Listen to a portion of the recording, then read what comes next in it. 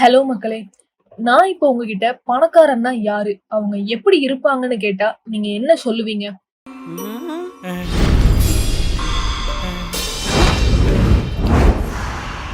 எங்க பழைய வீடு பெரிய பங்களா வீடா மாறி வாசல்ல ஃபவுண்டன் ஸ்விம்மிங் பூல் பெரிய கார் அதை பார்த்து வாட்ச் இருக்கணும். வீட்டுக்குள்ள பெரிய டிவி வாஷிங் மிஷின் ஏசி அவன் சோஃபா பெரிய ஃப்ரிட்ஜ் இருக்கணும். எங்க உடம்புல நகையோட வீட்டுக்குள்ள கேஷோட பக்கத்து வீட்டுல எங்க சதைக்கு இருக்கணும். இந்த வீடியோ பார்க்குற 99% ஆஃப் பீப்பிள் இப்படி தான் ஆன்சர் பண்ணுவீங்கன்னு எனக்கு தெரியும்.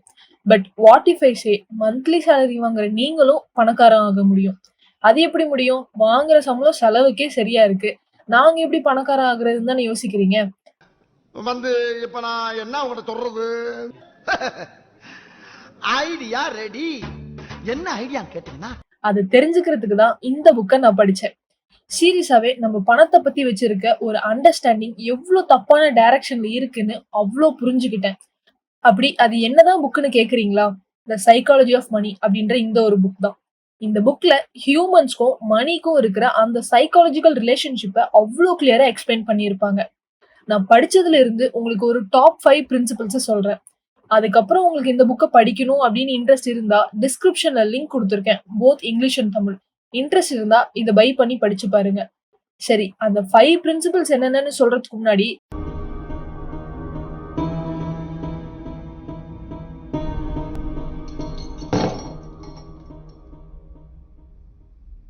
ஒரு கதை சொல்லிட்டா சார். நான் சொல்ற இந்த ஸ்டோரி த சைக்காலஜி ஆஃப் மணின்ற அந்த புக்கோட ஆத்தர் மார்கன் ஹவுசல் லைஃப்ல நடந்த ஒரு ஸ்டோரி. அதை தான் நான் உங்ககிட்ட ஷேர் பண்ண போறேன். ஆத்தர் அவரோட காலேஜ் டேஸ்ல பார்ட் டைமா ஒரு ஹோட்டல்ல வேலியா ஒர்க் பண்ணிட்டு இருந்தாரு. வேலினா என்னன்னு கேக்குறீங்களா? நம்ம ஹோட்டலுக்கு போகும்போது நம்ம கார் கீஸ்ல என்ட்ரன்ஸ்ல வாங்கி நம்ம காரை ஒருத்தர் பார்க் பண்ணுவாரு இல்லையா, அவருக்கு பேர் தான் வேலி. அப்படி ஒரு நாள் அவரு ஒர்க் பண்ணும்போது ஒரு டெக்னாலஜி எக்ஸ்பர்ட்டை மீட் பண்ணாரு. அவரு இந்த வைஃபை ரோட்டர்ஸ்லாம் இருக்குல்ல, அதுல ஒரு முக்கியமான பார்ட்டுக்கு பேட்டன்ட் வச்சிருந்தாரு. எப்போலாம் கம்பெனிஸ் ரோட்டர்ஸை செல் பண்றாங்களோ அப்போலாம் அவருக்கு காசு வந்துட்டு இருந்துச்சு. இப்படி என்னதான் இவர் சின்ன வயசுல இவ்ளோ ரிச்சா இருந்தாலும் அவர் பிஹேவ் பண்றது அவ்வளோ மெச்சூர்டா பிஹேவ் பண்ண மாட்டாரு. ரொம்பவே சைல்டிஷா பிஹேவ் பண்ணுவாரு. அப்படி என்ன பண்ணுவாருன்னு கேக்குறீங்களா? அவர் கார்ல வரும்போது அவருக்கு பக்கத்து சீட்ல நிறைய பண்டில்ஸ் ஆஃப் மணி வச்சுக்கிறது, மத்தவங்க கிட்ட பேசும்போது நான் ஒரு பெரிய பணக்காரன் அப்படின்னு ஷோ ஆஃப் பண்றதுன்னு நிறையவே பண்ணிட்டு இருந்தாரு. இப்படி எல்லாம் ஒருத்தர் நம்ம கிட்ட வந்து பண்ணுனா எப்படி இருக்கும்? செம்மையா காண்டாகும்ல. அதே மாதிரி ஒரு நாள் அந்த ஹோட்டலோட லேம்ப் போஸ்ட்ல காரை மோதிட்டாரு. அந்த ஹோட்டலோட மேனேஜர் வந்து, சார் நாங்க இதை ரீப்ளேஸ் பண்றதுக்கு நீங்க $500 பே பண்ணணும் அப்படின்னு சொன்னாரு. அதுக்கு அந்த டெக்னாலஜி எக்ஸ்பர்ட், இல்ல இல்ல வெயிட் ஒரு நிமிஷம், இவனுக்கு இவ்ளோ மரியாதை தேவையில்லைன்னு தான் நான் நினைக்கிறேன். அதுக்கு அந்த மென்டல் என்ன சொல்லியிருப்பான்னு நீங்க நினைக்கிறீங்க? சரி நானே சொல்றேன். என்னடா இவ்வளோ சீப்பா கேக்குற, இந்தா இந்த பண்டில வச்சுக்கோன்னு $5000 தூக்கி கொடுத்தான். எவ்வளோ பெரிய லூசுன்னு பாத்தீங்களா? காசு இருந்தா அதை எதுக்கு செலவு பண்ணுமோ அது எதுக்கு செலவு பண்ணணும். இவன் லூசுலயும் பெரிய லூசுன்னு இப்போ புரிஞ்சிருப்பீங்கன்னு நினைக்கிறேன்.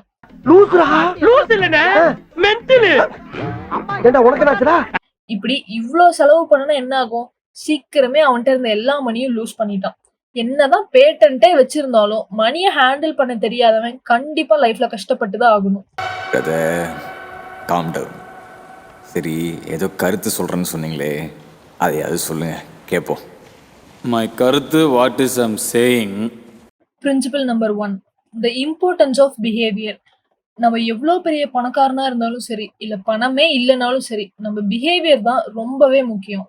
இந்த ஸ்டோரியில பார்த்த அந்த டெக்னாலஜி எக்ஸ்பர்ட் மாதிரி பணம் இருந்தா என்ன வேணாலும் பண்ணலாம் அப்படின்ற அந்த மைண்ட் செட் இல்லாம ரூடா பிஹேவ் பண்ணாம ஹம்பிளா எப்பயுமே நடந்துக்கணும். நம்ம ஃபினான்ஷியல் ஸ்டேட்டஸ் நம்ம ஆட்டிடியூடை எப்பயுமே அஃபெக்ட் பண்ணிடக்கூடாதுங்க. நம்ம கிட்ட பணம் இருக்குன்றதுக்காக மத்தவங்களை என்னைக்குமே கஷ்டப்படுத்திடக்கூடாது இல்லையா? பணம் இருந்தாலும் சரி, இல்லைனாலும் சரி, நம்மளோட ஆட்டிடியூடை எதுக்காகவும் மாத்திக்க கூடாது. Principal number 2, the power of compounding. Small steps கண்டிப்பா நமக்கு பெரிய டிஃபரன்ஸை மேக் பண்ணும்னு நம்ம மனசுக்கு நல்லாவே தெரியும். ஆனா நம்ம மைண்டுக்கு இன்ஸ்டன்டா ரிசல்ட்ஸ் கிடைக்கலன்னா எந்த ஒரு விஷயத்தையுமே பண்ண விடாது. ஒரு எக்ஸாம்பிள் சொல்லட்டுமா? ஒரு 2-3 வாரத்துக்கு கண்டினியூஸா டெய்லியுமே ஜிம் போறது, எக்ஸசைஸ் பண்றதுன்னு பண்ணிட்டு இருந்திருப்பீங்க. அதுக்கப்புறம் நீங்க நினைச்ச ரிசல்ட்ட உங்களால பார்க்க முடியல அப்படின்ற ஒரு காரணத்துக்காக டிராப் பண்ணுவீங்க இல்லையா? ஒரு சின்ன சோம்பேறித்தனம். ஏன்னா நம்ம இவ்ளோ பண்ணியுமே ரிசல்ட் கிடைக்கலையே அப்படின்ற ஒரு சின்ன வருத்தம். அங்கதான் நீங்க தப்பு பண்றீங்க. நீங்க இவ்ளோ நாள் போட்ட எஃபோர்ட்ட கம்ப்ளீட்டா வேஸ்ட் பண்ணிடுறீங்க. நீங்க போட்ட அந்த எஃபோர்ட்ட இன்னும் ஒரு 1 ஆர் 2 வீக்ஸ் கன்டின்யூ பண்ணியிருந்தீங்கன்னா, கண்டிப்பா நீங்க நெனச்ச ரிசல்ட்ட உங்களால பார்த்திருக்க முடியும். அப்போ ஏன் எனக்கு இப்போ எந்த ரிசல்ட்டுமே தெரியல, எந்த சேஞ்சஸுமே தெரியல அப்படின்னு கேட்கிறீங்களா? கண்டிப்பா சேஞ்சஸ் இருந்துச்சு. உங்க இன்டர்னல் பாடில. அது உங்க கண்ணுக்கு தெரியாது தானே! ஸோ, காம்பவுண்டிங்கோட பவர எவ்வளோக்கு எவ்வளோ புரிஞ்சு ஸ்லோ அண்ட் ஸ்டெடியா இருக்கோமோ, அவ்வளோக்கு அவ்வளோ நமக்கு பெனிஃபிட். சரி, நான் மந்த்லி சேலரி வாங்கிட்டு இருக்கேன். நான் எப்படி பணக்கார ஆகுறது? ஃபர்ஸ்ட் நீ அத சொல்லு அப்படின்னு கேட்கிறீங்களா? நீங்க எவ்வளோ வேணாலும் சேலரி வாங்குங்க. நீங்க வாங்குற சேலரில 30% கண்டிப்பா சேவ் பண்ணுங்க. ஃபர்ஸ்ட் நீங்க ஒரு எமர்ஜென்சி ஃபண்டுக்கு ஒரு பட்ஜெட்ட கிரியேட் பண்ணி அத சேவ் பண்ணி முடிங்க. அதுக்கப்புறம் அந்த 30% இன்வெஸ்ட் பண்ண ஸ்டார்ட் பண்ணுங்க. நீங்க இப்போ உங்க 20ஸ் அண்ட் 30ஸ்ல இருக்கீங்கன்னா, கண்டிப்பா உங்க ரிட்டயர்மென்ட் ஸ்டேஜ்ல இந்த ஒரு இன்வெஸ்ட்மென்ட் அமௌண்ட் ரொம்பவே பெரிய வேல்யூவா இருக்கும். அதுக்காக நீங்க ஒண்ணும் மந்த்லி சேலரிலயே ரிட்டயர் ஆக போறது கிடையாது இல்லையா? கண்டிப்பா நீங்க நெக்ஸ்ட் ஸ்டேஜ் போறப்போ இந்த பெர்சன்டேஜ கொஞ்சம் கொஞ்சமா இன்கிரீஸ் பண்ணிக்கோங்க. சும்மா ஒரு சின்ன எக்ஸாம்பிள் சொல்லட்டுமா? நம்ம சிஎம் இந்த மகளிர் ஊக்கத்தொகை அப்படின்னு மந்த்லி மந்த்லி ₹1000 குடுக்குறாரு இல்லையா? இந்த ₹1000 நமக்கு சின்ன அமௌண்ட்டா தான் தெரியும். மாசம் மாசம் நமக்கு 1000 குடுக்கறதுனால என்ன ஆகப் போகுது அப்படின்னு தான் நீங்க நெனைப்பீங்க. ஆனா அந்த ₹1000 1 இயர் சேர்த்து வச்சா ₹12,000 கிடைக்கும். இந்த அமௌண்ட் நீங்க ஜஸ்ட் சேவ் தான் பண்ணியிருப்பீங்க. இதுவே இந்த அமௌண்ட்ட நீங்க காம்பவுண்டிங் பண்ணியிருந்தா, ஐ மீன் இன்வெஸ்ட் பண்ணியிருந்தா ₹13,000 கிடைச்சிருக்கும். நீங்க இன்வெஸ்ட் பண்றது முக்கியம் கிடையாது. எவ்ளோ லாங் டெர்மா இன்வெஸ்ட் பண்றீங்கன்றது தான் முக்கியம். ஸ்டார்ட்டிங்ல நீங்க இன்வெஸ்ட் பண்ணும்போது ஒரு 4 டூ 5 இயர்ஸ்க்கு கம்மியான ரிட்டர்ன்ஸ் கிடைக்கிற மாரி தான் தெரியும். பட் அதுக்கப்புறம் காம்பவுண்டிங்கோட பவர நீங்களே புரிஞ்சுப்பீங்க. Principal number 3 the role of luck. கண்டிப்பா லக் ஒரு பெரிய ரோல ப்ளே பண்ணுதுன்னு தான் நான் சொல்லுவேன். சில டைம் நம்ம கண்ட்ரோல் பண்ண முடியாத விஷயம் நம்ம லைஃப்ல நடக்கலாம். சே ஃபார் எக்ஸாம்பிள் நீங்க ஒரு இன்வெஸ்ட்மென்ட் பண்றீங்க. அதுவும் கரெக்ட்டா ஸ்டாக்ஸ் ஹை ஆகுறதுக்கு முன்னாடி பண்ணிட்டீங்க. ஸ்டாக்ஸ் எப்ப ஹை ஆகுதோ, அப்போ உங்களுக்கு என்ன தோணும்? நம்ம கரெக்ட்டா பண்றோம். நம்ம எடுக்கிற டெசிஷன்ஸ் கரெக்ட்ன்னு தோணும். நீங்க உங்க ஸ்கில்ஸ வச்சு இன்வெஸ்ட் பண்ணியிருந்தா நீங்க நெனச்சது கரெக்ட். பட் இதுவே நீங்க ஏதோ ஒரு ஆசிலேஷன்ல இன்வெஸ்ட் பண்ணி அது உங்க லக்குனால ஸ்டாக்ஸ் வேல்யூ ஹை ஆச்சுன்னா, அந்த இடத்துல தான் இந்த லக் எவ்ளோ இன்ஃப்ளூயன்ஸ் பண்ணுதுன்னு நீங்க புரிஞ்சுக்கணும். நம்ம பண்ற விஷயம் கரெக்ட்டா தப்பான்னு புரிஞ்சு எந்த ஒரு விஷயத்தையுமே பண்ணணும். இப்போ நான் எடுத்த டெசிஷன் கரெக்ட்ன்னு உங்களுக்கு தெரியாத விஷயத்த நம்பி அகைன் ஸ்டாக்ஸ பை பண்ணி ஏமாந்துராதீங்க. லக் எது, நம்ம ஸ்கில்ஸ் எதுன்னு தெரிஞ்சு மணிய ஹேண்டில் பண்ணுங்க.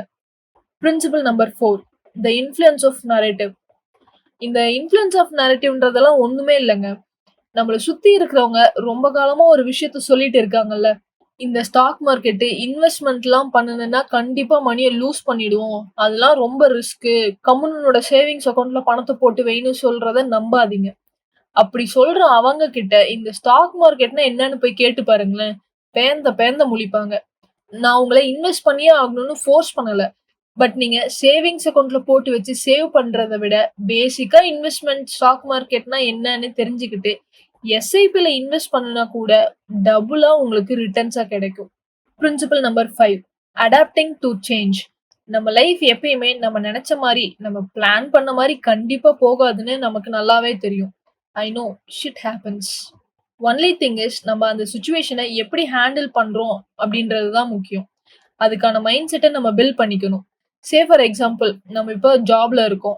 நம்ம ஸ்டூடெண்ட் லோன இந்த டைம் ஃப்ரேம்குள்ள கட்டி முடிக்கணும் அப்படின்னு பிளான் பண்ணி வச்சிருப்போம்.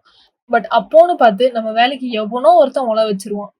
அவ்வளோதான் எல்லாமே முடிஞ்சுன்னு உட்காராம, நீங்க இதுக்கு முன்னாடி நான் சொன்ன மாரி எமர்ஜென்சி ஃபண்ட பில்ட் பண்ணியிருந்தா, ஜாப் இல்லாத டைம்ல உங்கள நீங்களே மேனேஜ் பண்ணிக்க முடியும். At the same time job கிடைக்கிற வரைக்கும் ஃபேமிலியையும் மேனேஜ் பண்ணிக்க முடியும். எந்த ஒரு சிச்சுவேஷனையுமே ஹேண்டில் பண்ற அந்த மைண்ட் செட் இருந்தா போதும். கண்டிப்பா நீங்க கஷ்டப்பட மாட்டீங்க. குரோ பண்ண ஸ்டார்ட் பண்ணிடுவீங்க. சரி, நீ சொன்ன இந்த 5 பிரின்சிபலையும் ஃபாலோ பண்ணுனா, நான் பணக்காரன் ஆகிடுவேனா அப்படின்னு கேட்டீங்கன்னா, கண்டிப்பா நான் எஸ்ன்னு தான் சொல்லுவேன். கொஞ்சம் யோசிச்சு பாருங்களேன். முன்ன மாரி எப்பயும் போல மந்த்லி சேலரி வாங்கிட்டு இருப்பீங்க. முன்ன என்ன பண்ணிட்டு இருந்திருப்பீங்க? சேலரி வந்த உடனே வீட்டு செலவுக்குன்னு அமௌண்ட் குடுத்திருப்பீங்க. உங்க எக்ஸ்பென்சஸ பார்த்துப்பீங்க. அத தாண்டி மிச்சம் இருக்கிற அமௌண்ட்ட கண்டிப்பா தேவையில்லாம உங்களுக்கே தெரியாம செலவு பண்ணிட்டு இருந்திருப்பீங்க. எப்படியோ ஒரு விஷயத்துல அது செலவாகிடும் தான். ஆனா இப்போ நீங்க உங்க எமர்ஜென்சி ஃபண்ட பில்ட் பண்ணியிருப்பீங்க. அந்த 30% சேவிங்ஸ்ல. அதுக்கப்புறம் சேவ் பண்ண ஸ்டார்ட் பண்ணிருவீங்க. ஒரு ஸ்டேஜுக்கு மேல ப்ரொமோஷன், ஹை சேலரி அப்படின்னு வரும்போது இன்வெஸ்டும் பண்ணியிருப்பீங்க. உங்க லைஃப்க்கு தேவையான எல்லா விஷயத்தையுமே உங்க 20s அண்ட் 30ஸ்லயே பண்ணிட்டு இருப்பீங்க. நீங்க ஒரு பிசினஸ் ஸ்டார்ட் பண்ணணும்னா கூட உங்ககிட்ட அதுக்கான சேவிங்ஸ் அமௌண்ட் கண்டிப்பா இருக்கும். ஸோ நான் நம்ம லைஃப்க்கு தேவையான விஷயத்த சும்மா ஒரு ஜிஸ்டா உங்களுக்கு எக்ஸ்பிளைன் பண்ணியிருக்கேன். ஒரு வேளை உங்களுக்கு இத பத்தி இன்னும் கொஞ்சம் டீட்டெயிலா தெரிஞ்சுக்கணும், ஸ்டெப் பை ஸ்டெப்பா எப்படி மூவ் பண்ணணும் அப்படின்னு தெரிஞ்சுக்கணும் அப்படின்னு ஆசைப்பட்டீங்கன்னா, டிஸ்கிரிப்ஷன்ல புக்கோட லிங்க் குடுத்திருக்கேன். இன்ட்ரெஸ்ட் இருந்தா பை பண்ணி பாருங்க. Stay inspired and keep growing. See you on the next profitable page, நண்பா.